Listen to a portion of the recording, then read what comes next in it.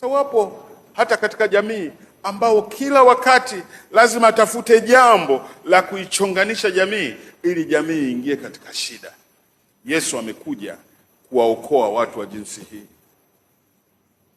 Na ndugu zangu, wakati mwingine tumeziorodhesha dhambi tukidhani dhambi fulani ni kubwa na zingine ni ndogo. Hakuna dhambi kubwa na ndogo.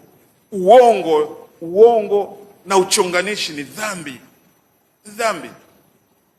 Ni dhambi. Leo kila ukiamka kuna jambo ambalo linawekwa la kufanya moyo uende mbio. Uongo, watu wa Mungu. Hata wengine baada ya ibada ya kwanza, sababu askofu, namshukuru Mungu mpaka ibada imeisha, manake tuliambiwa tarehe 25. Yaani alidanganywa, si ndio? Ambiwa tarehe 25 nini? Nasema niliambiwa ni Christmas. Si mnanielewa Bwana asifiwe.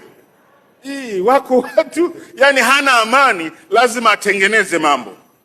Ndugu zangu, Yesu alikuja ili kutuondoa na kutuletea amani katika ulimwengu huu.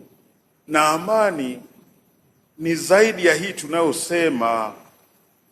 Ni amani ya mioyo. Kila mtu awe na amani katika moyo wake.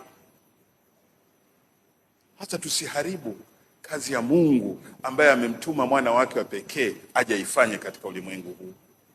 Yaani wewe usiwe kikwazo kwa kazi ya Mungu.